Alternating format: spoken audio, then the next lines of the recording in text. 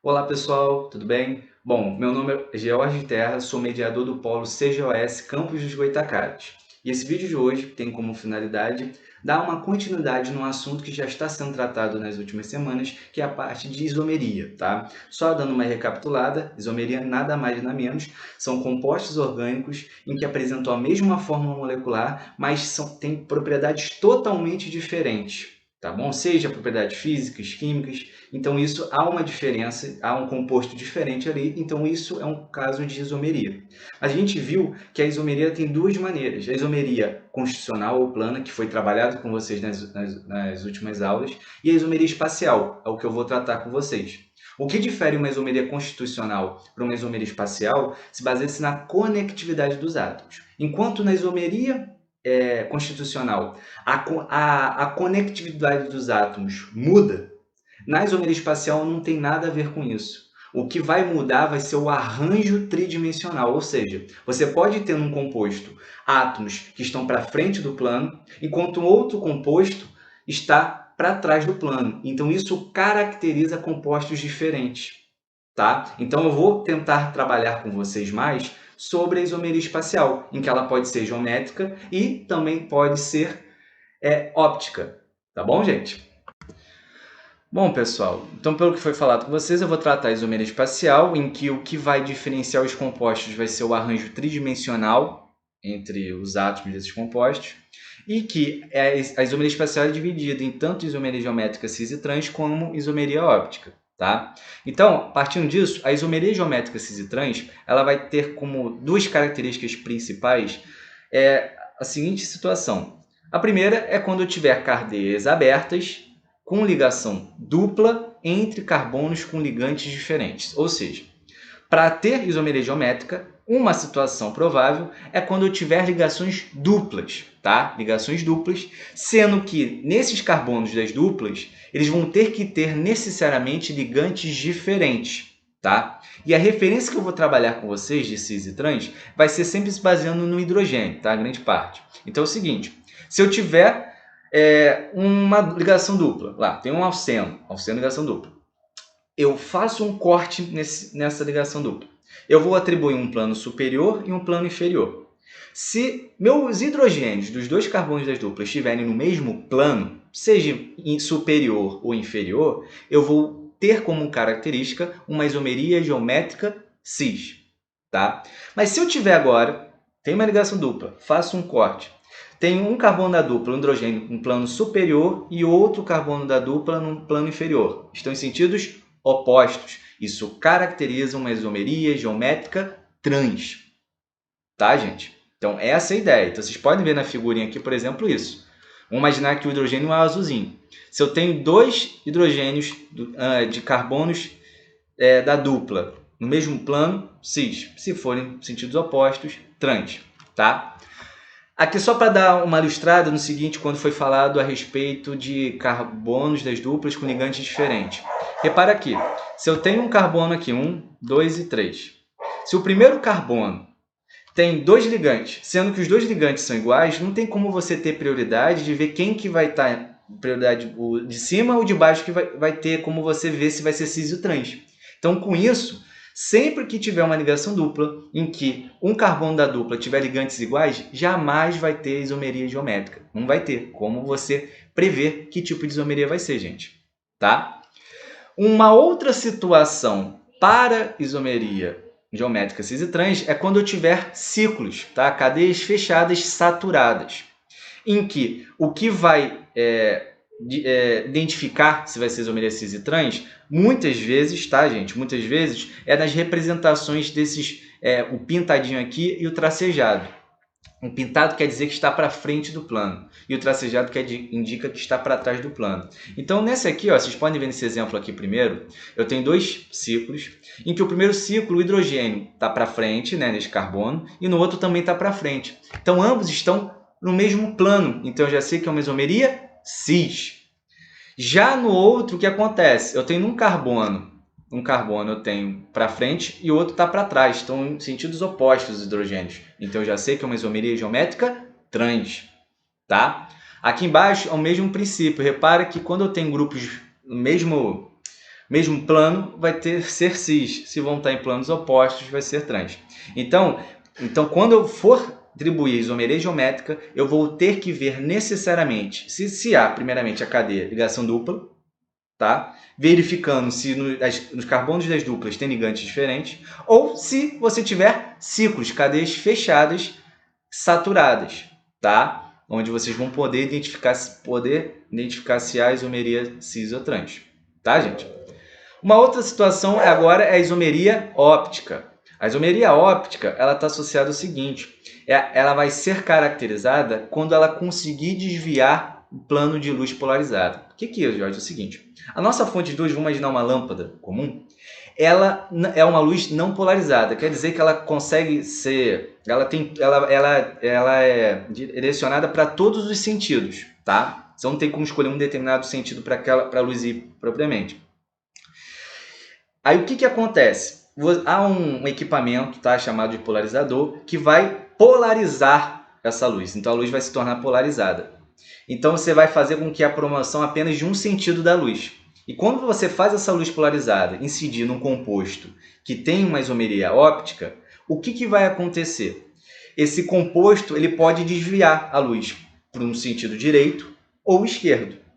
Quando acontece isso, você diz que esse composto orgânico ele apresenta atividade óptica, tá? Então é o seguinte, gente, é só para ilustrar para vocês o seguinte, aqui a luz polarizada, ela é incidida numa amostra, um composto orgânico propriamente. Repare que se ele desviar para a direita, esse composto vai ser chamado de um composto de estrógeno, tá? Porque ele desvia para a direita essa luz polarizada.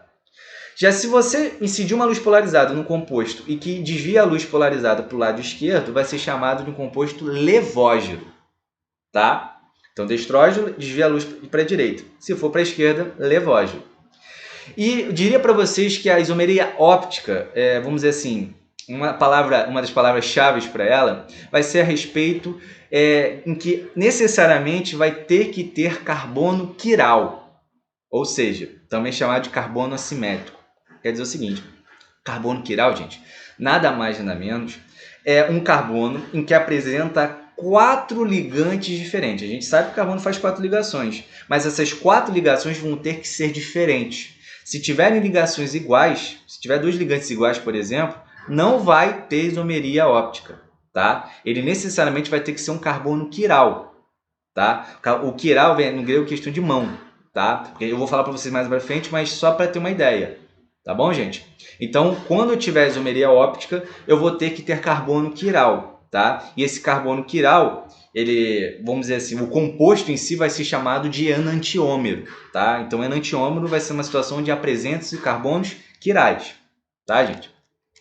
Então, o que acontece? Vocês podem ver aqui na figura, eu tenho um carbono, eu tenho um ligante aqui CH3, outro ligante H, outro ligante carboxila, COOH, e outro ligante a hidroxila. Repare que são 4 ligantes diferentes. Então, geralmente, a gente tenta caracterizar um carbono quiral por esse asterisco, tá? Sempre que vocês identificarem um carbono quiral, vocês botam um asterisco que já vai identificar que há 4 ligantes diferentes com ele. Tá bom, gente? Aí aqui é o seguinte, um momento um pouco história. Sempre quando a gente trabalha um pouco a isomeria óptica, isso aí é uma coisa, eu falo assim no meu ensino médio, a graduação também trabalha um pouco disso. Fala-se de uma relevância mais do nosso dia a dia, né, vamos dizer assim, a respeito da talidomida, tá? Porque nas décadas de 50 e 60, a talidomida, o medicamento, ele era utilizado para enjoo, tá? Às vezes dores que as mulheres grávidas tinham. E o que percebia? Tratava isso com elas sim. Mas o que acontecia? Muitas delas acabavam gerando malformação nos bebês delas. Então percebeu que a mesma talidomida, que era boa para combater as náuseas, ela ocasionava essas malformações. Então aí é aquela coisa, mas por que disso? Pela seguinte situação, gente. A talidomida, ela apresenta 2 isômeros, tá? Sendo que um isômero, ele é benéfico, que é o destrógeno, tá? Que é esse positivo que vocês estão vendo aí da esquerda. Então esse positivo, talidomida, ele desvia a luz polarizada para a direita, ele tem uma ação benéfica, tá? Que é a respeito das dores, de um enjoo. Entretanto, no mesmo medicamento que a mulher estava tomando, a grávida tomava, ela também tinha uma talidomida, mas desviava a luz para a esquerda, que era uma levógira. Então repara como que é importante você ter uma dimensão disso e ver que isso aí pode ser algo que crucial, por exemplo, para a vida de um bebê. Entendem? Então, reparem, naquela época, para vocês terem ideia, da década de 50 e 60, mais de 12 mil crianças tiveram uma má formação, crianças que morreram ou tiveram uma má formação durante o seu desenvolvimento. Então, realmente é uma coisa que a gente tem que ter muita atenção. Então, cada vez mais estão havendo esses estudos para tentar ter uma melhor percepção e, queira ou não queira, a gente ter como utilidade apenas aquela coisa benéfica, não a maléfica, por exemplo, né? Só para frisar aqui o seguinte, gente. Quando eu falei para vocês de criar o da mão, a gente sempre tenta associar essa ideia da mão para a gente ter uma dimensão do seguinte. Todo enantiômero, tá? Todo enantiômero, os compostos eles vão ser a imagem especular um do outro. Então vamos imaginar o seguinte. Imagina a minha mão aqui. Você botar a sua mão no espelho. A sua mão, propriamente, aqui é a minha mão direita. No espelho, eles vão ser iguais, tá? Uma vai ser a imagem especular da outra. Eu tenho um objeto e aqui eu tenho a imagem especular. Ambos vão ser realmente iguais. Entretanto, se eu pegar essa mão e sobrepor essa minha imagem especular, reparem que eu não consigo, elas não vão ser iguais, vão ser diferentes. Então, isso caracteriza um enantiômero. Então, quero dizer o seguinte, uma imagem especular do outro, mas eles não são sobreponíveis. Isso caracteriza compostos enantiômeros. Tá bom, gente? E o que acontece? Quando eu tenho uma ação de desviar luz polarizada para a direita ou para a esquerda, eu digo que aquele elemento é opticamente ativo. Mas você tem situações onde você apresenta compostos orgânicos que não desviam luz polarizada. Então, eles vão ser chamados de compostos opticamente inativos. Tá? E o que acontece? Tem situações onde você está fazendo um teste para verificar se ele desvia esquerda ou direita, você vai ver que aquele composto ele atribui aos dois, tanto o destrógeno quanto o levógeno. E muitas vezes, esse desvio para a esquerda e para a direita se dá pela mesma quantidade das duas espécies. Isso faz com que um anule o outro. Então, você vai fazer com que não haja luz polarizada. Então, você vai atribuir compostos opticamente inativos.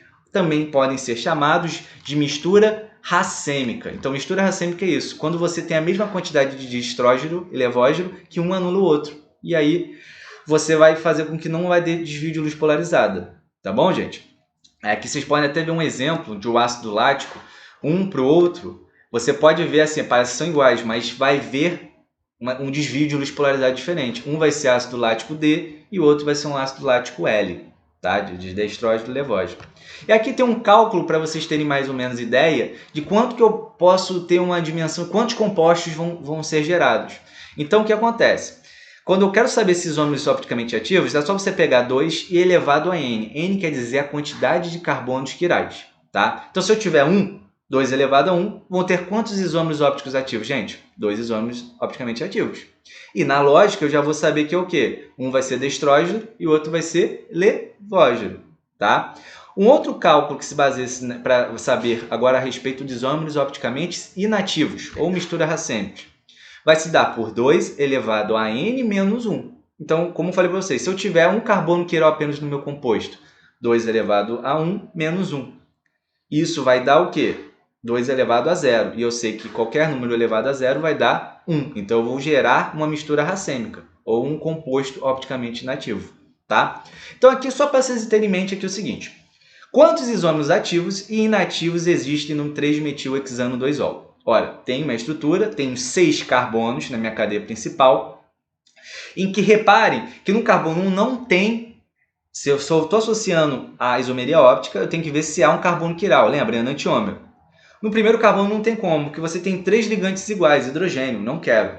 Já no carbono 2 e 3, reparem que há quiralidade entre eles. Por quê? O primeiro carbono aqui, o carbono 2, tem um grupo CH3, OH, H e todo este grupo aqui. Então tem 4 ligantes diferentes. Então isso é um carbono que assimétrico, quiral, então eu boto um asterisco para ele.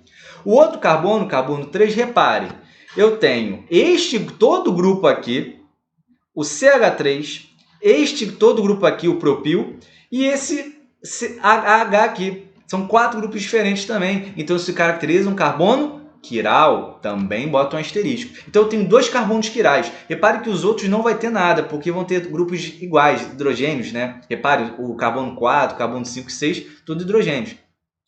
Então, o que vocês têm que ter em mente aqui? Fazendo um cálculo, se eu quero saber os isômeros opticamente ativos, eu vou fazer o quê? 2 elevado a 2, que vai dar 4. Então, eu vou ter 4 isômeros opticamente ativos. 4 isômeros opticamente ativos. Para calcular o que são inativos, é só pegar 2 elevado a 2 menos 1, que vai dar 2 elevado a 1.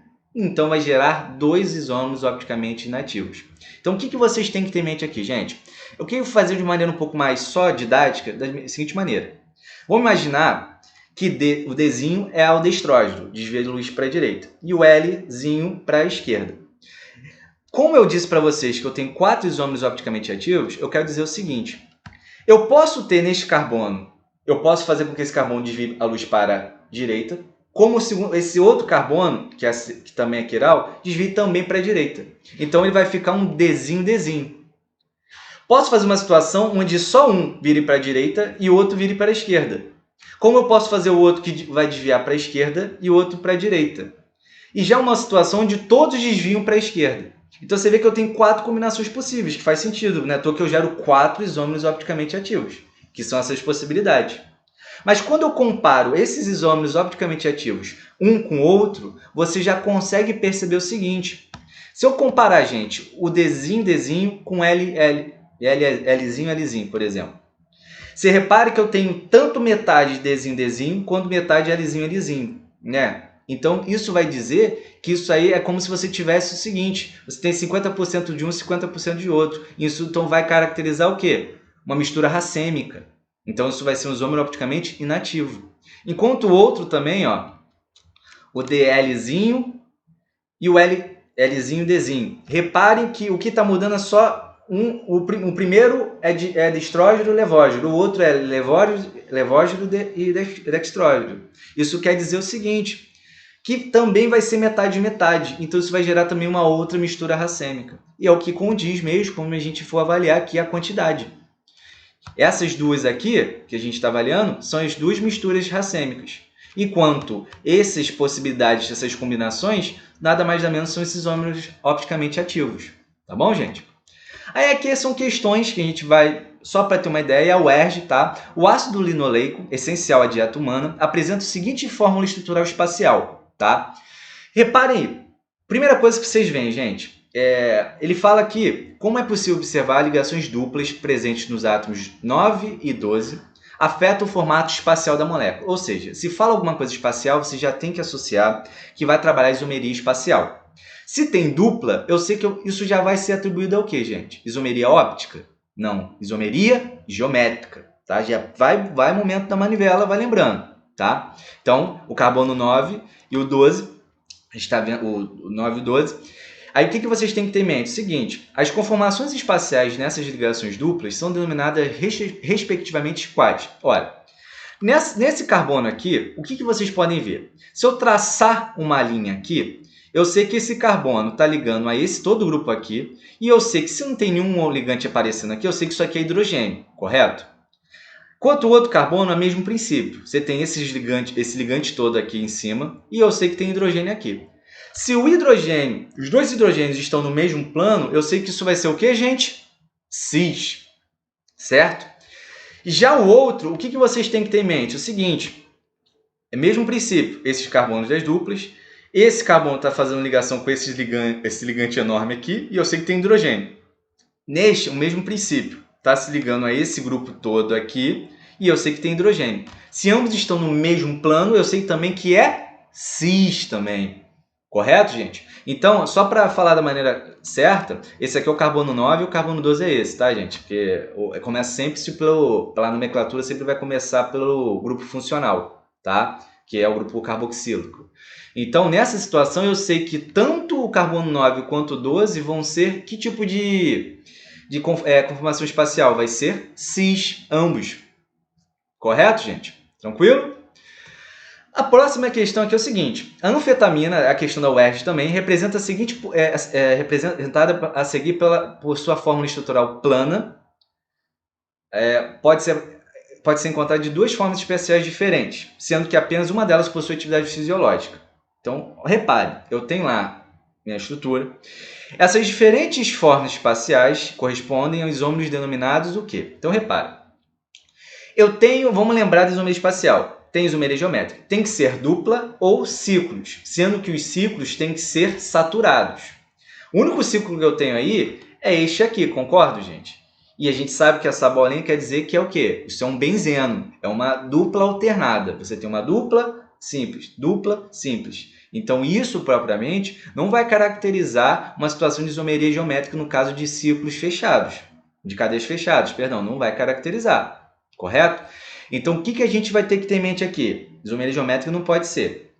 Repara, nas alternativas, está falando sobre de posição e funcional. Lembrando que a isomeria de posição e funcional, eles se enquadram no que já foi discutido com vocês de isomeria constitucional, isomeria plana, que está associada à conectividade entre os átomos, tá? Isso aí que a gente está vendo não caracteriza isso ainda. Mas por que, Jorge? Simples. Repare, gente, sempre que vocês forem ver uma coisa de isomeria, repare o carbono, tá?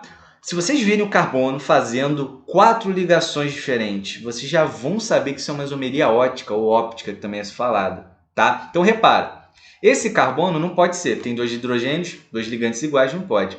Mas olha esse carbono, gente, ele está ligando a hidrogênio a um grupo NH2, um grupo CH3 e esse CH2 e esse grupo benzeno aqui. São 4 ligantes diferentes, então eu já sei que esse isômero vai ser denominado isômero o quê? Ótico.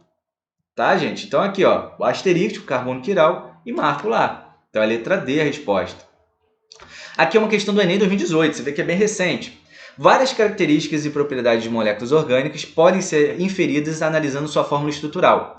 Na natureza, alguns compostos apresentam a mesma fórmula molecular e diferentes fórmulas estruturais. São os chamados isômeros, como ilustrado nas estruturas. Então ele dá 2 compostos, reparem, tá? E entre as moléculas apresentadas, observe-se a ocorrência de isomeria o quê? Vamos lá, vamos por partes. Vamos tentar o seguinte. Primeiramente, é óptica, isomeria óptica? Repare, para ser isomeria óptica eu tenho que ter o quê? Enantiômero. Eu vou ter que ter o quê? Um carbono quiral.